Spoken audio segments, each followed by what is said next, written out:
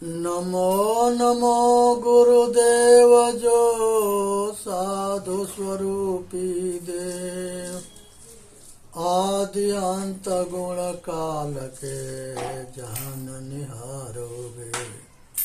साहेब बंदगी, साहेब बंदगी, साहेब बंदगी। ब्रह्मा जी के आश्रम में एक दासी रहती थी जो ब्रह्मा जी की सेवा करती थी। उस दासी से एक पुत्र के जन्म होता है और वो पुत्र जो है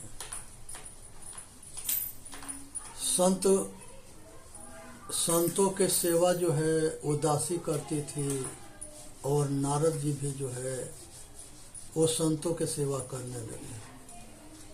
धीरे धीरे शिक्षा पाते पाते नारद जी वही दासी के पुत्र नारद हैं। ब्रह्मा से के संयोग से नारद के जन्म होता है और नारद जी जो है ब्रह्म ऋषि होते हैं और भगवान के वो अवतार भी माने जाते हैं। और नारद गीता भी है। तो इसलिए जो है इनका एक कहानी है कि नारद जी जो है विष्णु भगवान के सत्संग में जाते थे। विष्णु भगवान सतगुरु हैं और उनके यहाँ सत्संग होता था। तो नारद जी जहाँ पर बैठते थे वहाँ के जमीन कोड़ करके अब बाहर फेंकवा देते थे विष्णु भगवान। इस बात के कोई गुरु भाई बता दिया नारद जी से। नारद जी जो है परेशान हो गए और भगवान से जाके पूछे, ये बताओ कि हम सत्संग जहाँ बैठते हैं वहाँ के मिट्टी क्यों कुड़वा के फेंकवा देते हैं। विष्णु भगवान कहे कि इसलिए कुड़वा के फेंकवा देते हैं कि तुम्हारा गुरु आज तक ले कोई न है। वो कहे कि हमसे कोई विद्वान न हमको मिला न हम गुरु बनाए। इसका अहंकार हो गया था रावण के, इनके नारद जी के। फिर जो है नारद जी का पूछे कि आप ही बताओ किसके गुरु बना लें। विष्णु भगवान कहे कि गुरु जो है कल सवेरे जो मिलेगा उसको गुरु बना लेना। ब्रह्म मुहूर्त में जो मिल जाएगा उसको गुरु बना लेना। ये अपना ब्रह्म मुहूर्त में उठ करके गंगा के किनारे चल दिए। जब गंगा के किनारे जा रहे थे तो रास्ता में वो उधर से मलाह जो है कंधे पर जाल लेकर के मछली मारने आ रहा था। नारद जी देखे कि ये तो मलाह सामने पड़ गया। अब विष्णु भगवान के आदेश है कि जो सवेरे मिलेगा उसके गुरु बना लेना। लेकिन अंदर से जो है इनकी हीन भावना हो कि मिलबो किया था, मलाह मिल गया तो गुरु के निंदा कर दिए। फिर भी उसको गुरु मान लिए, दिखावा कर दिए हैं। बाहर से दिखावा कुछ कर दिए, अब भीतर से संकुचित भाव था उसके जो है अंदर से जो है उसके बुराई कर दिए। ये दो भावना हर मनुष्य के अंदर होता है, एक अच्छा एक बुरा। अच्छा अच्छाई की तरफ ले जाता है, बुरा बुराई की तरफ ले जाता है। इस जो दोनों के निर्णय ना करता है वो दुविधा में रहता है, द्वैतवादी होता है। अब वहाँ पर जो है आकर के जब विष्णु भगवान से मिले तो विष्णु भगवान पूछे कि गुरु बना लिया। कहे कि हाँ महाराज गुरु तो बना लिया, लेकिन क्या गुरु बनाया वो तो जो है मलाह निकला। कहे कि तू अपने गुरु की निंदा करती है और जो गुरु की निंदा करता है वो 84 जाता है। अब तुम्हारा 84 जाना निश्चित है। अब जो है यहाँ पर नारद बाबा जो है परेशान हो गए कहे कि कल्याण के मार्ग तो बता दो, कहे कि वो तुम्हारा जो गुरु है वही तुम्हारे कल्याण के मार्ग बताएगा। कल फिर ब्रह्म मुहूर्त में कल सवेरे उसी जगह वो मिलेगा जाना, और वही तुम्हारे कल्याण के मार्ग बताएगा। नारद बाबा जो है जब वहाँ गए मिले तो उनके जो है अहंकार टूट गया था। हाथ जोड़ करके प्रार्थना किए कि गुरुदेव आपके हम निंदा कर दिया अंदर से, हम गुरु निंदक हो गए, तो हमके 84 के सजा हो गया, तो 84 से पार होने के रास्ता बता दो।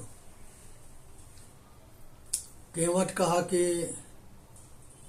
84 को खंधा बनाओ और सब कपड़ा उतारो और 84 खंधा के पार लौटते हुए पार हो जाओ। ये 84 खंधा क्या है? 84 तरह के पाखंड है।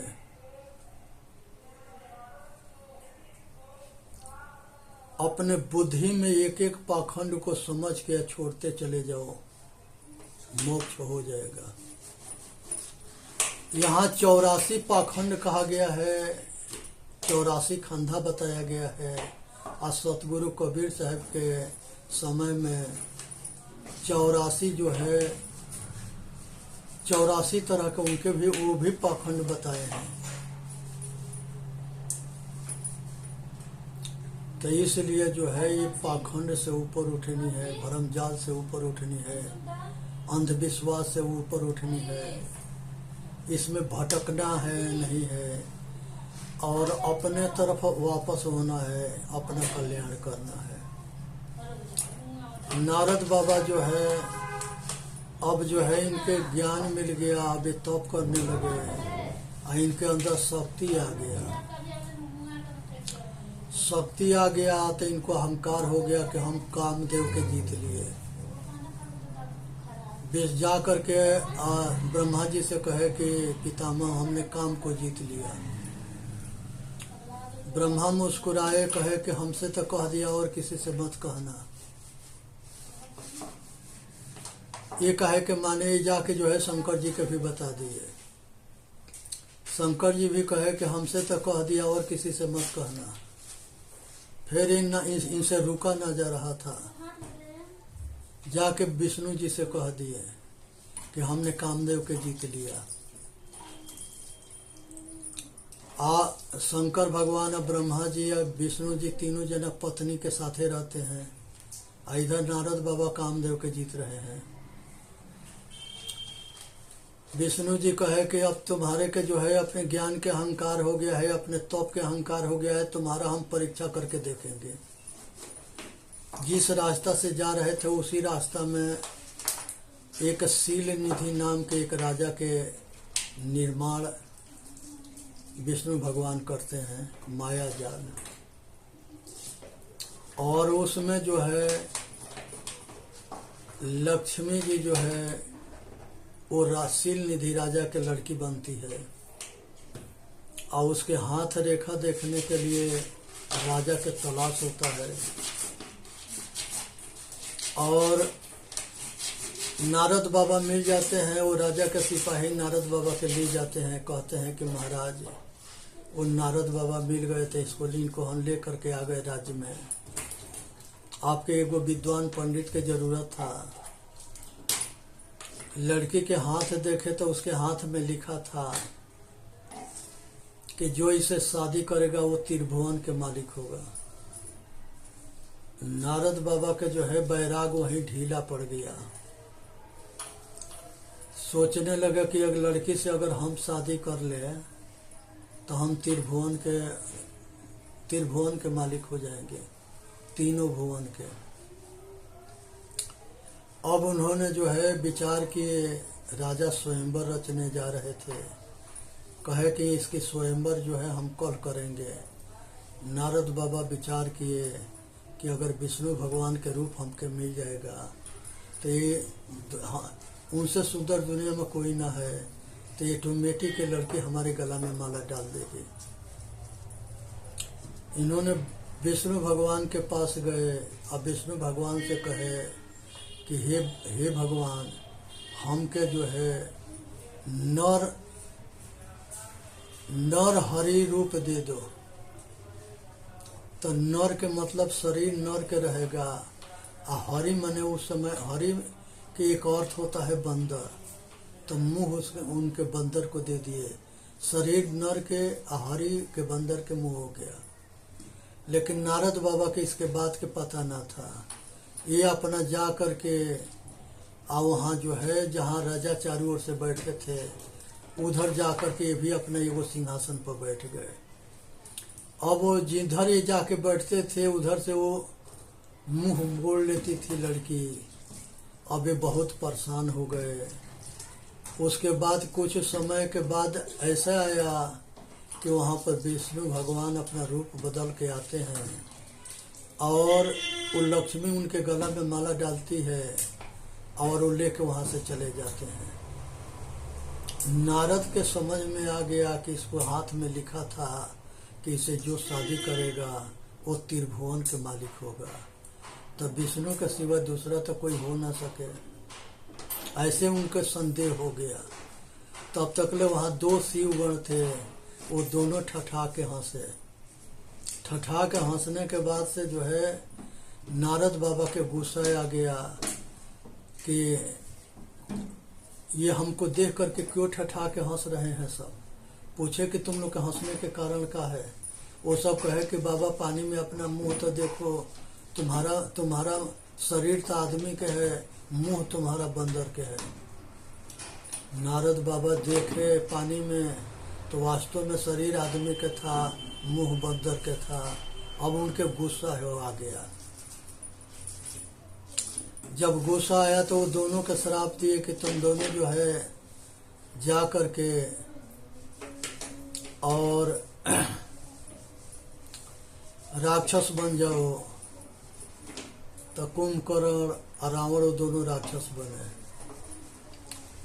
और यहाँ इधर जो है विष्णु भगवान के श्राप दिए कि जैसे नारी के चाह इच्छा, नारी के वियोग में हम दुखी हुए, ऐसे आप भी मनुष्य के शरीर धारण करके और नारी के दुख में ऐसे ही दुखी होगे। और जो बंदर मनुष्य बनाए हो, यही बंदर आपके सहायक होंगे।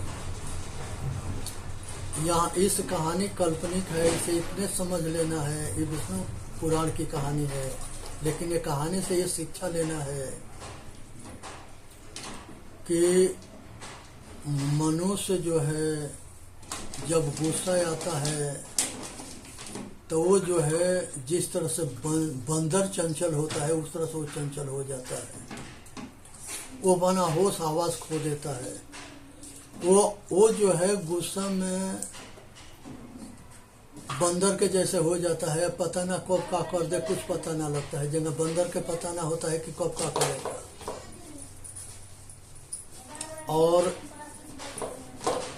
अपने तपस्या के अहंकार जो है जिसको हो जाता है, ज्ञान के अहंकार, धन बल विद्या के अहंकार, किसी चीज के अहंकार हो गया तो वो जो है उसके ज्ञान के विवेक के बत्ती बुझ जाता है।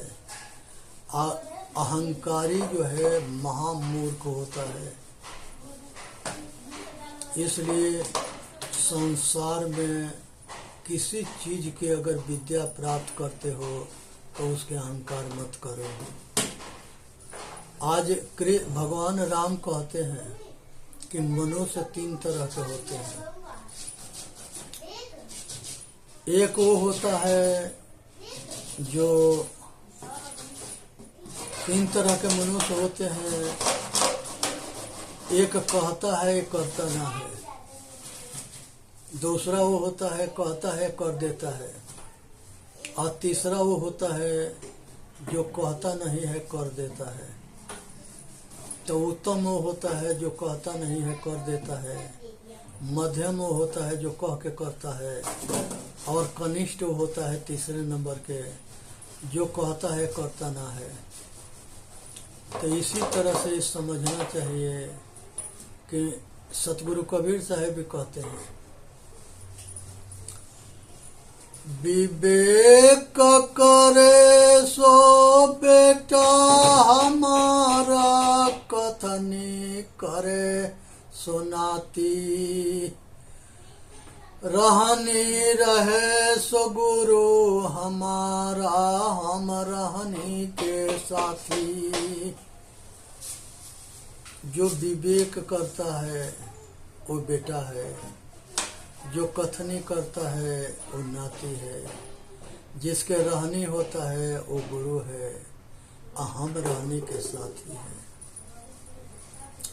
तो इसलिए जो है समझना है, विचार करना है, अपना कल्याण करना है, इसी में मानव जाति के हित है।